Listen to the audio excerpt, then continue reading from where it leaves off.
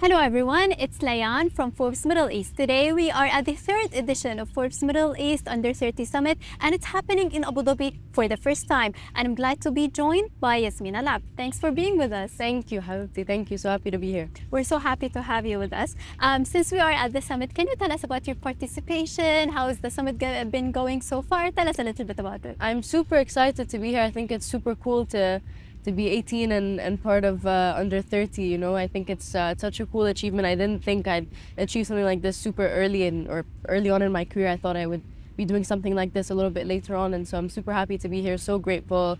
Had my panel yesterday with amazing people, and I was super happy to be part of something like this, and super happy that it's happening in Abu Dhabi. I lived in the UAE for 4 or 5 years, so it's nice to be back doing something like this. And yeah, no, it's been going great so far, and yeah, I'm super grateful. Absolutely. And Yasmina, as you mentioned, you're still so young, yet you're you're doing great when it comes to the acting industry. Can you tell us how did you actually started your journey? I was a very confident child. Like growing up, I was super confident. I wish I was like half as confident as I was when I was a child now. But unfortunately, you know, you have to work on this the more you grow up. But I think I always knew that I was gonna do something that had to do with entertainment. Like I knew that I was super interested in first it was dancing. I was put in ballet you know, like you were put in ballet classes and choir, and then whatever, like after a while you just give up and you find it boring or whatever, so you leave it. But I continued because I really enjoyed it, and so I was just doing it super, you know, casually at school. And then I was watching a lot of, you know, Disney Channel shows, Nickelodeon, like as you do at that age a lot.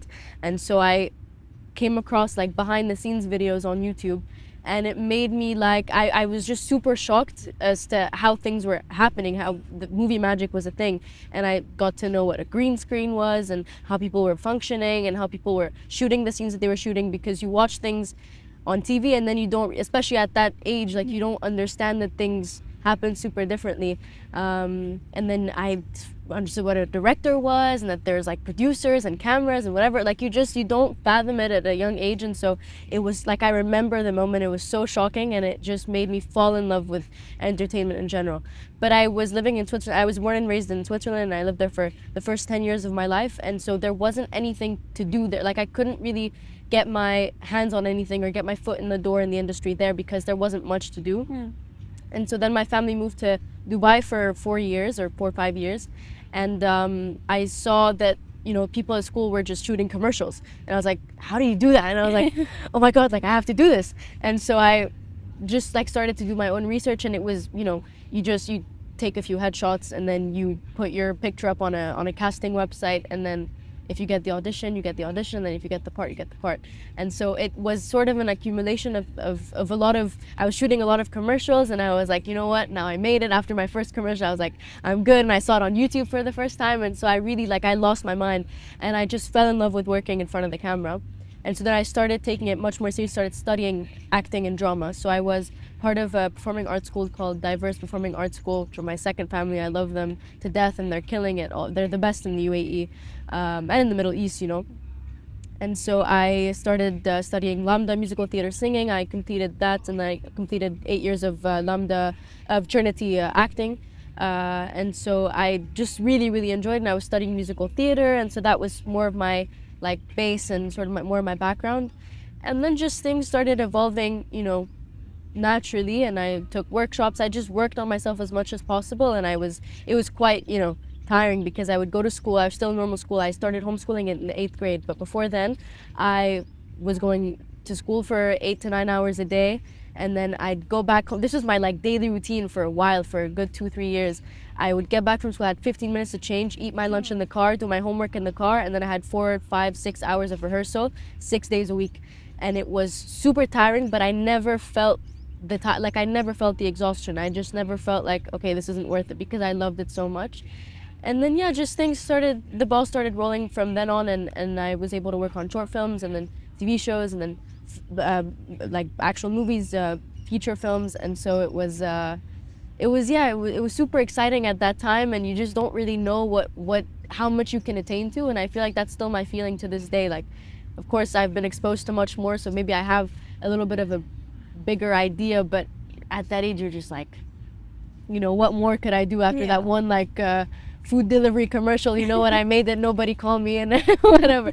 So it's such a cool thing, just to look back and see how much you're achieving and how much more I would like to achieve. I feel like I'm nowhere near where I want to be. I feel like being a part of this event at Forbes Under 30, I think is so cool, because it's another milestone, to add, and I'm just so grateful.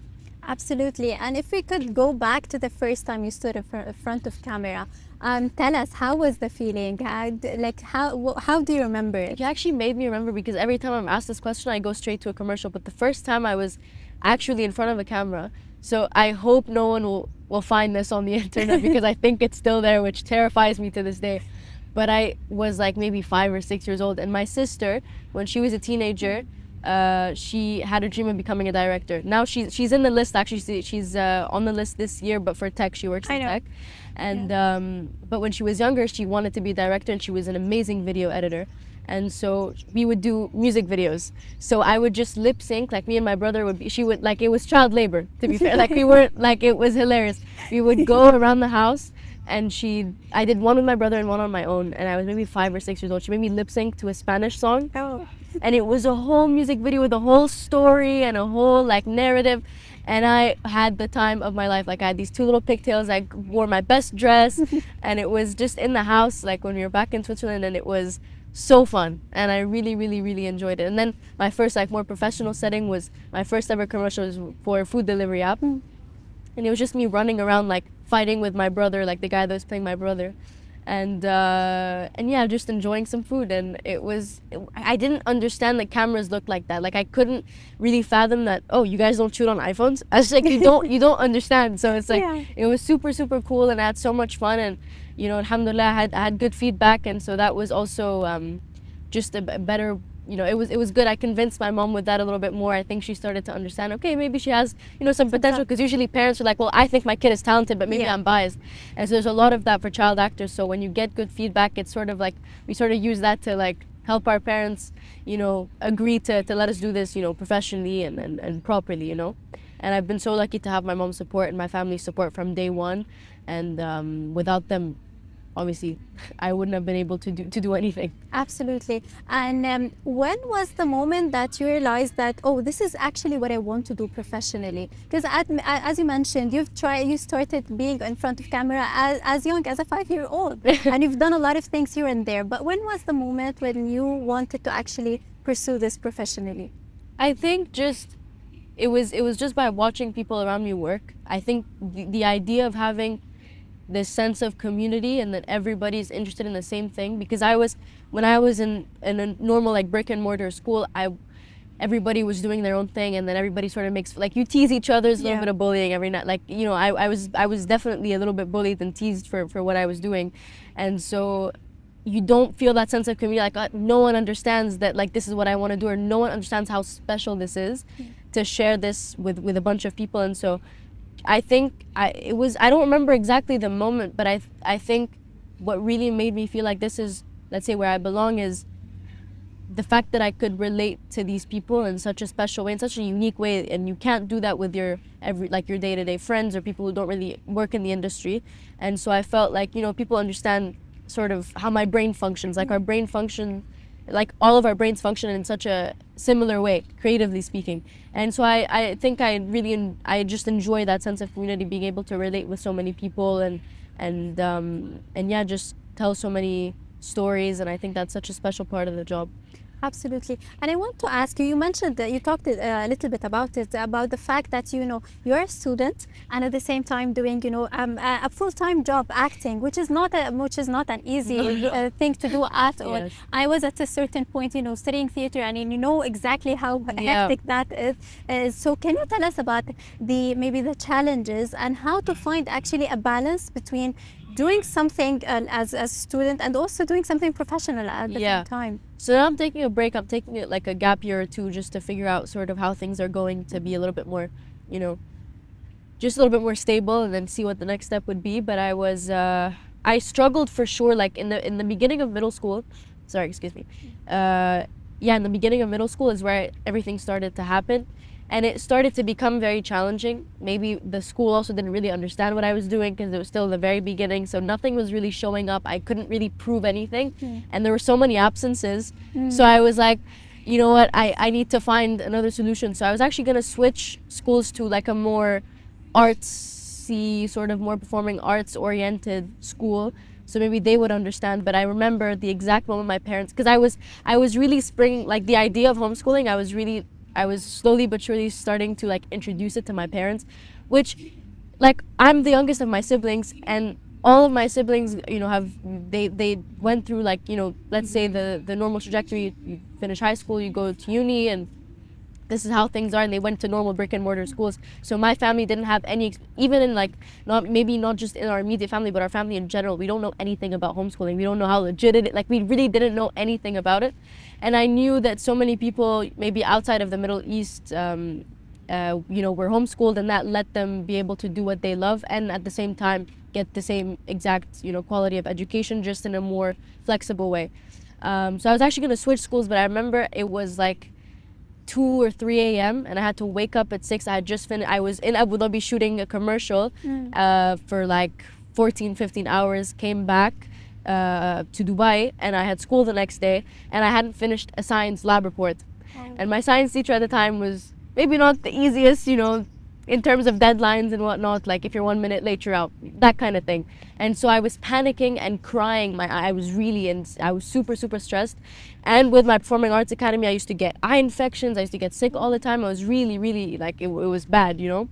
And so my light was still on in my room, and my parents were like, why isn't she asleep? And so they came into my room, and I'm just crying on my laptop, and I don't know what to do. And I'm like, my brain is not working. I can't finish the assignment.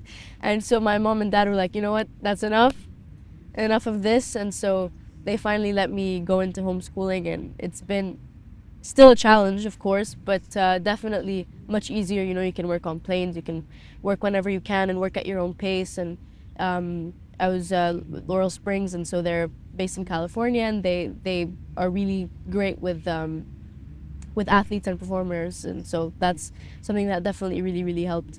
So yeah, I think any way it has the chance to be a student and also be working at the same time has insane challenges, but at the end of the day, you build a portfolio that sets you apart from others, that makes you maybe unique in some ways. And to work in a professional environment when you're young definitely trains you for when you're older. You know, you learn to sort of maintain your mental health and maintain relationships with the people around you, the people that matter to you the most, and I think that's really helpful. Absolutely. And you mentioned actually that you want to take a break for like a couple, maybe a year or two, and you've just graduated from university from school. Sorry. So what's the next? Like, what's the next step? What are you thinking about? Are you thinking of like continuing in this professionally, studying it? How does it look like? Yeah, I think this is where, I mean, hopefully, I feel like this is where I'm definitely meant to spend my life, you know, and I think there's so many cool things that you can work in this industry. I think it's not just, I'm not interested in only acting, I'm also interested in directing and producing and writing. I think there's so many amazing careers that you can pursue in the entertainment industry, but till now nothing has sparked interest other than entertainment, which I think is very special, and I think it's enough proof or enough of a you know, a sign that this is where I should be. And yeah, I definitely would love to get secondary education. However that will look like for me, I don't know, but I'm definitely excited, you know, to be doing that and to go on to the next step. People automatically assume, oh, she may study acting or film or whatever. I don't know, I feel like I would love to study a media, like something that has to do with media in general. Okay. I think that's super interesting, and to be a little bit more well-rounded, because there's a really cool degree I have my eye on, and it'll obviously, you know, touch on TV and film and theater, but it also touches on contemporary art, AI and video games. Wow. So basically it's a super, you know, multifaceted media degree that will help you work in any sort of industry that has to do with entertainment, which I think is so cool.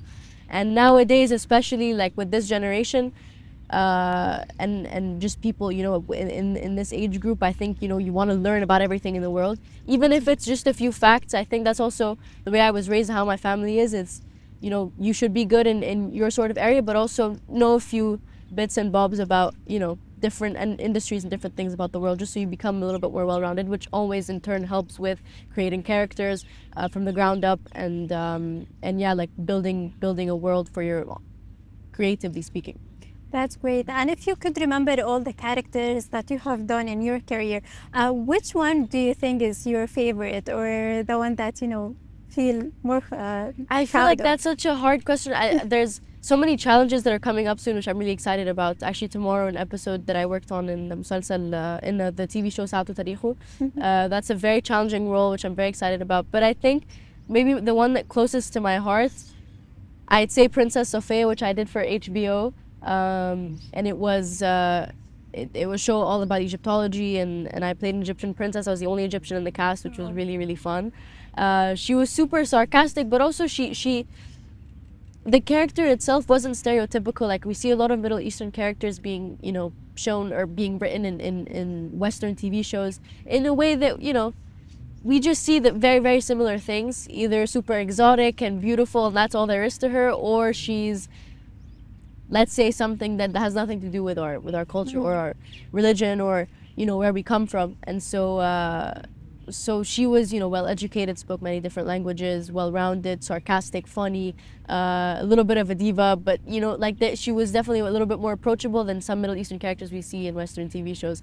And so I thought that was so fun to do as a first, like, one of my first, like, big international, you know, jobs that I got to work on. I thought that was so special, and we shot it in Belgium and France for 8 months during COVID, so you couldn't go back home at all. You were there for 8 months. It was quite tough, quite challenging, but I learned a lot. I feel like I was there for 8 months, but I got 8 years of experience, you know. So yeah, I think she's very close to my heart. She's always gonna be, you know, a favorite. That's great. And what about the, you know, a future role that you would actually love to do? I think anything that has to do with mental health. I love speaking about things that matter. I think people have started to see that in my work, but also things that maybe are a little bit lighter in terms of, you know, comedy, action, whatever. I'd love to work in different genres. People have said that I do well in horror. I don't know. Okay. I don't like, I'm maybe not a huge horror fiend, but you know, I'm open to anything. But yeah, I'm very lucky to be the ambassador of Safe Egypt, which is a mental health organization, and so we spread awareness on mental health for youth in general, and teenagers and tweens, and I think that's so cool, maybe to implement that into my work. So yeah, anything that really just delves really deep into mental health, I think would be very interesting. Absolutely, and we actually look forward to seeing you so know, the much. future and what's coming up with you. So sweet. Thank you so much for being with us and for sharing a small part of your story with us. Thank you. I really appreciate it. Thank you for having me.